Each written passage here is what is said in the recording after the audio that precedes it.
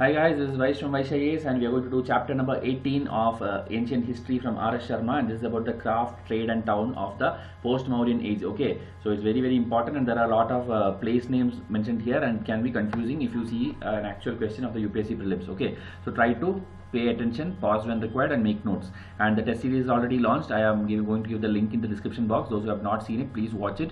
And I know you have been asking for MCQ subject wise and all, so we used to give subject wise, but many of you wanted it as a package. That is why we launched it as a package. Okay, so try to get the entire thing. About 36 sets are there with every topic covered. Okay, there's nothing missed for GS prelims paper number 1, and you have to clear prelims this time, so please try to get the best quality MCQs. Anyway, sample questions you can see a lot of any video you play in my playlist. Everywhere I'm showing sample MCQs here and there of different subjects, so try to get the MCQs as soon as possible. Okay, because after 2 weeks I'm going to hike the price. Okay, so please, the serious aspirants at least who are regularly following me, I want at least them to get it. Almost many students have already got it, but I want the rest of the people also to get it soon. Okay, at the lower price. I don't want them to simply spend more for the same content.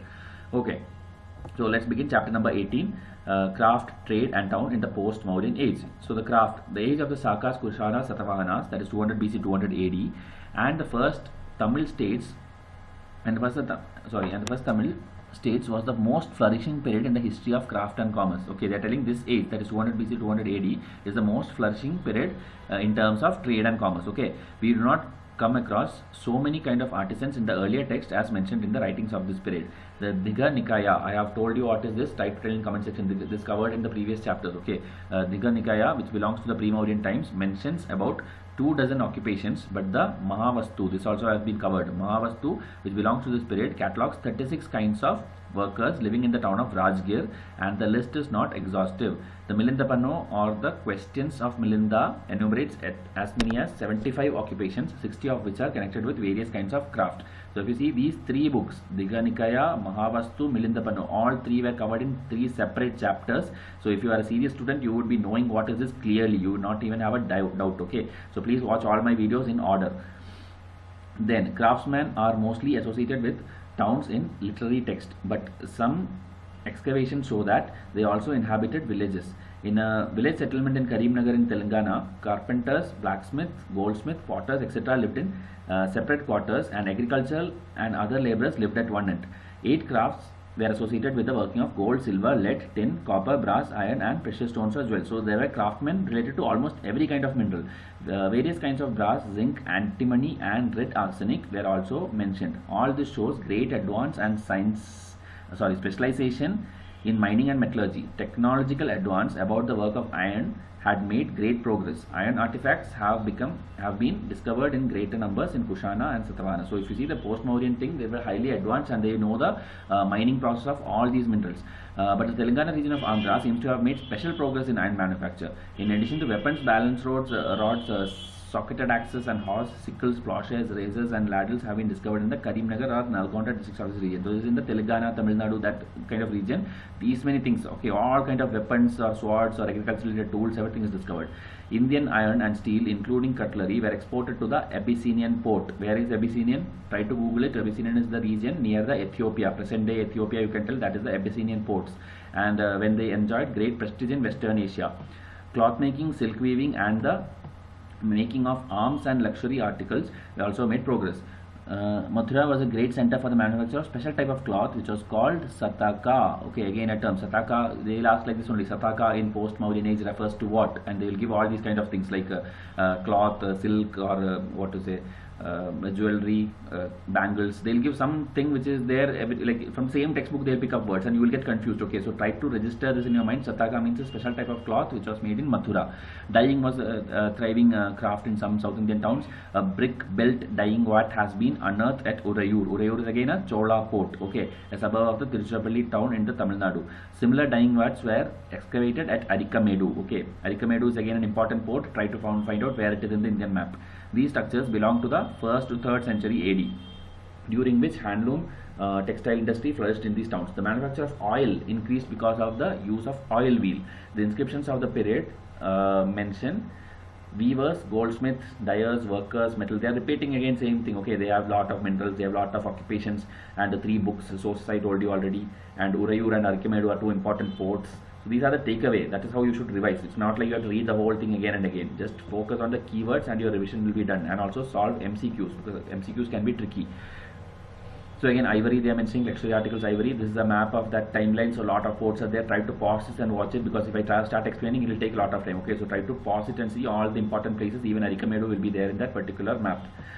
Glass manufacture, bead making. So I think there is not an occupation missed. So it's easy for you when prelims question comes, because almost everything is there. Okay. Many products of these crafts have been found as a result of digging in the Kushana complexes. Indian ivories have been found in Afghanistan and Rome. They were linked to ivory objects found in excavations in Satavahana seat in the Deccan.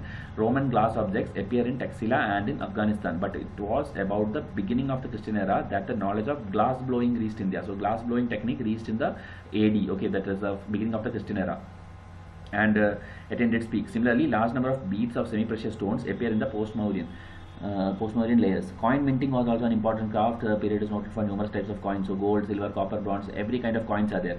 The craftsmen also made fake Roman coins. Okay, so this faking thing is there in the blood of Indians from that time also. Okay, faking things. So various coin molds belonging to the period have been found both in North India and in the Deccan. A coin mold from the Satavahana level shows that through it half a dozen coins could be turned out at a time. So they are telling about that capacity, how much they can do in how much time and all. These urban handicrafts were supplemented by the manufacture of beautiful pieces of terracotta, which are found in profuse quantities. So a lot of terracotta figurines also, they have been found at almost all Kushana and Satavahana site. Okay, so it's a common phenomenon, but special mention may be made of Yelleshwaram in Nalgonda district, where we find the largest number of terracottas and the molds in which they are manufactured. The history optional students should know all these things. Okay, any place what it is related to. So the Yelleshwaram at Nalgonda district, we can find largest number of terracottas and molds in which they were manufactured. Okay, terracotta figurines, Yelleshwaram. Okay, so where were we? Give me a second. Okay. Then here, terracottas and their molds have been found at Kondapur at a distance of about 65 km from Hyderabad. So again, South India Deccan region. Okay, Kondapur, they have terracotta figures. The terracottas were meant mostly for the use of upper classes in towns. It is significant that with the decline of town in Gupta, and especially in the post-Gupta times, such terracotta almost went out of fashion. Gupta, post-Gupta will come in the next chapters. Okay, don't worry. Artisans were organized into guilds, and in the 2nd century AD in Maharashtra, lay devotees of Buddhism deposited money with the guilds of potters. Guilds is like a group of merchants, group of potters. Anything which is in a group is called guild. Okay, and these people were, all these jobs are again mentioning. In the same century, money was deposited by a chief with the guild of floor makers at Mathura out of the monthly income, of which 100 Brahmins were to be served daily. On the basis of different texts, we can say that artisans of the period were organized into at least 24 guilds. Most artisans known from inscriptions were confined to the Mathura region and to the western Deccan, which lay on the trade routes leading to the ports on the western coast. The most important economic development of the period was the thriving trade between India and the Eastern Roman Empire. In the beginning, a good deal of this trade was carried on by land, but the movement of the Sakas, Parthians and Kushanas from the 1st century BC disrupted trade by land route. Okay, so there was trade between the Eastern Roman Empire and India, but these people, you know, these external people, they came through that land route, right? So all that were in their control, and so local people could not do trade through that route now, because it's under control of these people. Okay. Then, but the 1st century AD, you know what will happen? The monsoon will be discovered. When monsoon is discovered, the sea route is discovered. The sea route is discovered means ships can come in according to the season and then enter into India and do the trade. Okay, so that is what is explained here. Time is saved and all. They could call easily at the various ports. Okay, now important ports are Bharuch and Sopara, situated on the western coast of India. That map which was there it will be there. Okay, try to find out these places in order. History optional students have to definitely know the location of each and every place mentioned in every textbook. Okay, any textbook, ancient, medieval, modern, every place you should know at least 2-line description about it, because there is a 50-mark map question in every history optional paper, and it's a mandatory question also, you cannot skip it. So to it were brought not only the commodities produced in the Satavahana kingdom, but also the goods produced in the Saka and Kushana kingdom. The Sakas and the Kushanas used 2 routes from the northwestern frontier to the western sea coast. Okay, Saka and Kushana used 2 routes from the northwestern frontier to the western sea coast. Both these routes converged at Taxila. So Taxila is a meeting point. I think UPSC have asked this question 2 years back, so you should know this. The Sakas and Kushanas used 2 routes from the northwestern frontier to the western sea coast. Both these routes converged at Taxila, and Taxila is near Gandhar, that is the present-day Pakistan, and were connected with the Silk Road passing through Central Asia. So Taxila is the meeting point. Now Why I am repeating this 2-3 times? Because there is one more meeting point which you will learn in the next paragraph. Okay, this is about Shakas and Kushanas. The first route directly ran from the north to the south, connecting Taxila with the lower Indus basin, where it was passed on to the Baloch. The second route, called the Uttarapata, was in more frequent use. Okay, so one is from north to south, that is Taxila to Baloch. Okay, like this, north to south. Another will be west to east, that I will tell you, that is Uttarapata. It is actually from the modern Punjab up to the western coast of the Yamuna. Okay, so it's like I think more details will be there in the next page. Following the, just also try to pause and see. Okay, this map is very important. Here if you see, this is Taxila. Okay, so Shakas and Kushana meeting point is here, and here Mathura, Ujjain, Baloch, all these things are there. So this Taxila to Baloch, one route is there, and one Uttarapata will be there, which is horizontal like this. So that will be from Punjab to the western Yamuna. Okay, that we'll see more details now. Try to pause and see, I don't want to waste time there. And here from Mathura it passed on to the Ujjain in Malwa, and again from Ujjain to Baloch. Okay, try to see that in map again. Mathura it passed to Ujjain in Malwa, and again from Ujjain to Baloch. Here Mathura, Ujjain, Baloch. Okay, these connectivity they are talking about. And Ujjain was the meeting point of another route which started from Kaushambi near Allahabad. So Ujjain is another general meeting point between that north and south, but the Shaka Kusana meeting point was at Taxila. Both of things UPSC can take and pick up and confuse you. They have already done it. Okay. Foreign trade. Although the volume of trade between India and the Rome seems to have been large, it was not carried on in articles of daily or common use. There was a brisk commerce in luxury goods, not in the articles of day-to-day use. Sorry, brisk commerce in luxury goods, not in the articles of day-to-day use. The luxury goods were traded. The Romans first started trade with the southernmost portion of the country, because their earliest coins have been found in the Tamil kingdoms. You have already seen this in the Cholas era story. Okay, Romans had a huge trade relation with them, and lay down the Satavahana. Okay, below the Satavahana it is. The Romans mainly imported spices, for which South Indians was famous. Okay, they also imported muslin, pearls, jewels and precious stones from Central and South India. Iron goods, especially cutlery, formed an important item of export to the Roman Empire. In addition to the articles directly supplied by India, certain articles were brought to India from Central Asia and China, and then sent to the eastern part of the Roman Empire. So it's like not like only producing things from here is exported. They will take items from China and then sell it to Romans also. That also used to be done by Indians. Silk was directly sent from China to Roman Empire through Silk Road, passing through North Afghanistan and Iran. But the establishment of the Parthian rule in Iran and the neighboring areas created difficulties. Therefore, silk had to be diverted to the West Indian ports through the northwestern part of the subcontinent. So that is the story. China, usually they would trade through the Silk Route directly to Roman Empire. But what happened? The Parthian region, the Bactrian region, all were occupied by Central Asian powers, and that is why China could not directly do the trade with Roman Empire. So they will give it to South India, and South India will give it to these people, the Roman. That is the story. Now sometimes it also found its way from China to India via the east coast of India. Okay, not only directly west coast, east coast also it will go. From there it went to the west, and thus there was a considerable transit trade in silk between India and Roman Empire. So okay, so the trade is like a long chain from China, either directly, or from China go to the west and go to Roman, or China go to east then go to west and then to Roman. Okay, three parts they have explained. In return, the Romans exported to India wine, amphorae and various other types of pottery. So wine pottery, just remember that, which has been discovered in excavations at Tamluk in West Bengal. Again important, Tamluk is in West Bengal, and Arikamedu near Pondicherry. Okay, so it's again in Tamil Nadu. So Tamluk in West Bengal, Arikamedu near Pondicherry, two places. Sometimes they travelled as far as Guwahati also.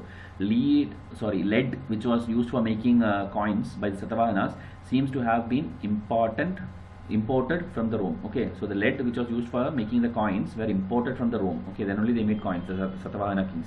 The Roman goods have not been discovered in any good number in North India. So North India there is no much examples. Okay, only in South India, the Deccan regions and the Chola, Chera, Pandya and all, lot of Roman related items are found. But there is no doubt that under the Kushans, the northwestern part of the subcontinent in the 2nd century AD carried on trade with the eastern part of the Roman Empire. So they're telling Kushanas who were in the northern, like in the Kashmir region and all, they also had trade with Roman, but no clear proof has been found. This was facilitated by the Roman conquest of Mesopotamia, which was made a Roman province in AD 115. The Roman Emperor Trajan not only conquered Muscat, but also explored the Persian Gulf. So they're telling a lot of good things about Roman Empire, like they had a region in Mesopotamia, they had a region in Persian Gulf, they also attacked the Muscat. So entire place was with Romans, and that is why India had close trade relations with them. As a result of trade and conquest, the Roman objects reached Afghanistan and northwestern India. At Begram, 72 km north of Kabul, large glass jars made in Italy, Egypt and Syria have come to light. We also find there bowls, bronze stands, steelyards, weights of Western origin, Greco-Roman bronze statues of small size, jugs and other vessels made of alabaster. Okay, I don't think you need to read all this. It's like just understand that cutlery, glass, steel, Italy, Egypt, Syria, all these countries had items which were seen in India. Okay, everything was discovered in India, and it had a great trade relation, because it's like waste of time if you go and try to remember all these kind of bowls and weapons and coins and all those things. Just remember almost everything is there. Okay, they had a rich, flourishing trade. Evidently, these places did not receive popular Western articles, which have been found mostly south of the Vindhyans in the Satavahana kingdom and further south. Thus, the kingdom of both the Satavahanas as well as the Kushans profited from the trade with the Roman Empire, although the maximum profit seems to have occurred to the Satavahanas. Okay, so they're telling maximum profit was received by Satavahana. So it's like a trade surplus. Okay, in economy you will be learning, right? Balance of payment and all. So trade surplus it was for India at that time. India was a very rich country with a very huge GDP also. Later, even at the time of medieval India, in the Mughal rule and all, India had a huge GDP. Okay, then only when Britishers will come, everything will be spoiled and India will be left to ruins. Okay, try to hear Shashi Tharoor's speeches. Okay. The most significant Roman export to India was the large number of coins invariably made of gold and silver. About 85 finds of Roman coins have come to light in the whole of the subcontinent. Most of them come from the south of the Vindhyans. This justifies the complaint of the Roman writer Pliny. Okay, he's a Roman writer. He'll keep on complaining each and everything. So he wrote something called Natural History in Latin in AD 77. He bewails that Rome was being drained of gold on account of her trade with India. This may be exaggeration, but as early as AD 22, we hear of complaints against excessive expenditure on the purchase of pepper from the east.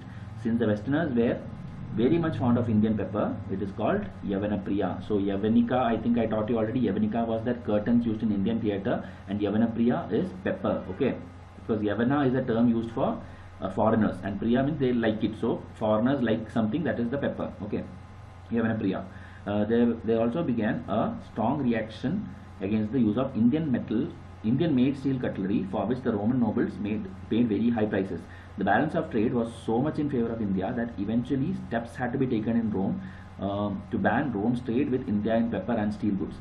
So how did the Indians use the silver and gold currency which came to India? Okay, so they had got a lot of coins, right? So what did the Indians do with it? Actually, they were not bothered about the money value, the denomination. They were valuing the intrinsic value, the gold value, the amount, the weight of gold. That is what they cared. That's what is being explained everywhere. Okay, here entire thing.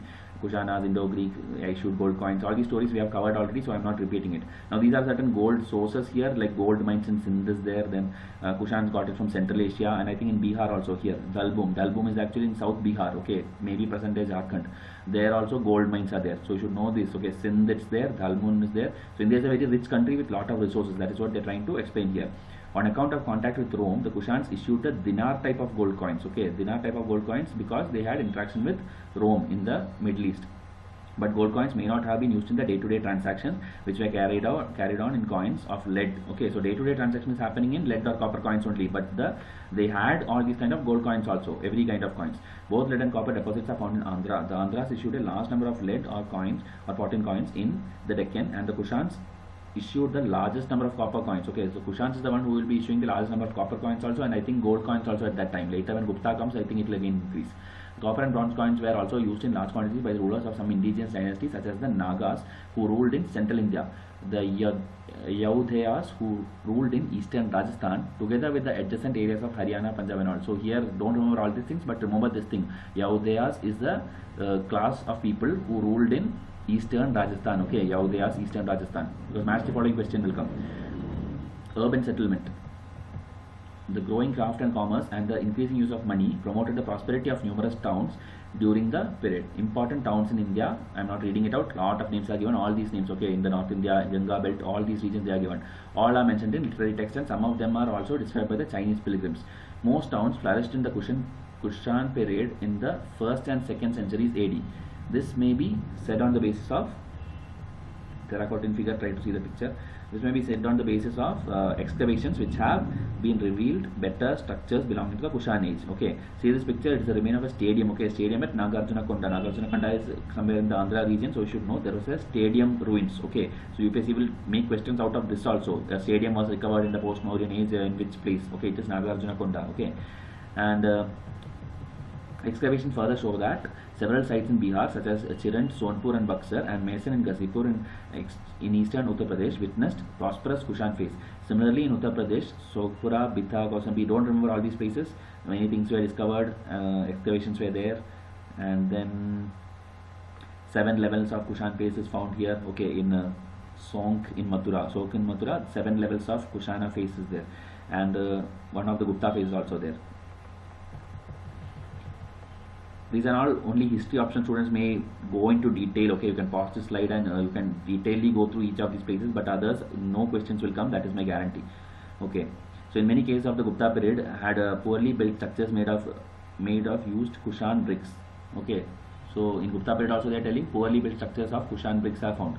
On the whole, the material remains as cribable to the Kushan phase display urbanization. So again telling about the urban lifestyle is there. Okay, brick houses and all those things. The most important note is Ujjain. Ujjain you should know because of various reasons. Even the Kumbh Mela, I think one site is Ujjain, there is a river called Shipra river. Okay, that's also important in Ujjain. So match the following question will come 4 locations of Kumbh Mela, and against them they'll give 4 rivers. I am expecting a question of that sort in this prelims. Okay, 2018. So try to find out the 4 river names. It's already there in our MCQ PDF, try to get that. Because of it being the nodal point of 2 routes. Okay, Ujjain I told you it was a nodal point, it was a connecting point of 2 routes. Okay, Taxila and Ujjain.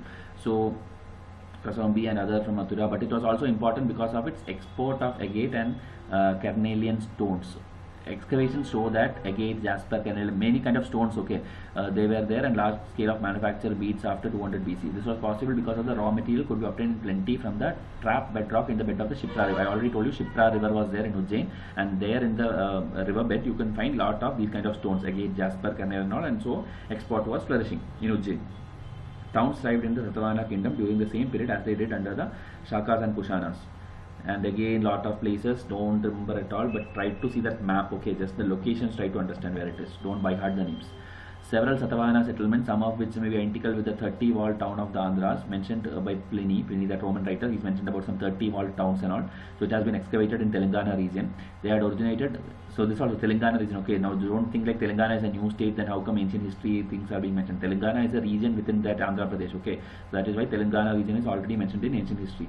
So they had originated much earlier than towns in coastal Andhra, although not much later than the towns in western Maharashtra. But the decline of towns in Maharashtra, Andhra and Tamil Nadu generally took place from the 3rd century AD onwards. So it's all telling about the decline now. Okay, by 3rd century, 4th century, things are getting declined. After a flourishing society, trade, urban life, everything, by 4th century they are declining. Towns prospered in the Kushan and Satavahana empires because they carried on thriving trade with the Roman Empire. The country traded with the eastern part of the Roman Empire as well as with Central Asia. Towns in Punjab and western Uttar Pradesh thrived because the center of Kushan power lay in northwestern India. Most Kushan towns in India lay exactly on the northwestern or Uttarapata. Uttarapata I told you from that Punjab to Mathura. Okay, route passing from Mathura to Taxila. Again, is Mathura to Taxila. Mathura is in the eastern side, Taxila is in the western side, and Taxila was the meeting point of Sakas and Kushanas. Okay, Taxila. The Kushan Empire ensured security on the routes, because Kushan had that control over the Silk Route also, so they ensured the security on the routes. Its end in the 3rd century AD dealt a great blow to these towns. The same thing seems to have happened in the Deccan. With the ban on trade with India imposed by the Roman Empire from the 3rd century AD, towns could not support the artisans and merchants who lived there. Archaeological excavations in the Deccan also suggest decline in the urban settlements after the Satavahana phase. So it is all telling about the decline of all these things. In the north also trade and the Kushanas declined, so entire kingdom is declined, and the south also trade was banned by the Roman Empire, and that is why it was declining. Now we'll see some MCQs. You can pause and see that questions which was already there at the end of that chapter, but MCQs are more important. So once the monsoons were discovered in 1st century AD, the trade flourished between Deccan and South India with the west. The most flourished ones among the Indian ports were which one? You have to tell me which was the most flourished port. I have told this in the chapter itself, the lecture. Okay, so if you see, you can trust my quality of MCQs. Okay, many people keep coming and asking like, what is the guarantee your questions are of UPSC standard? What is the guarantee that it is picked from here, it is picked from there? So those students I am tired of answering, so that is why I am picking up questions and even pausing few seconds here. Okay, so please don't ask questions without even asking the without even seeing the videos or doing the basic things which has to be done by a serious UPSC aspirant. Okay, please work hard. It's not like everything will be spoon fed to you. Please work hard. Only those who work hard will clear the prelims, and that is a word from me which cannot be changed. Any serious aspirant, any lecturer, any educator you go and contact, they will tell you the same thing. If you think like everything will come to you in your home and everything will be delivered to you by just paying some money, that is not going to work. Only people who work hard every day in a disciplined way, they will be clearing the prelims this time. Okay, so try to answer this question. Second question, which was the meeting point of two important land trade routes with Romans in ancient India. Okay, so again a question which I have been repeatedly telling, because UPSC have already asked question on this. So please, all the CS aspirants, try answering this. I'm showing only 2 questions now because I have seen many students are taking advantage of this thing also. Like they are saying like 3 questions in every lecture, so they are thinking like, okay, 80-90 questions I'll get it easily like this. So I'm not going to help those people anymore. Only those students who are willing to study, willing to pay for the actual good quality content, such people should learn from me. Okay, so we entertain only serious aspirants. So please see the link in the description box below. I'll come up with the next lecture soon. Till then, thank you and have a nice day.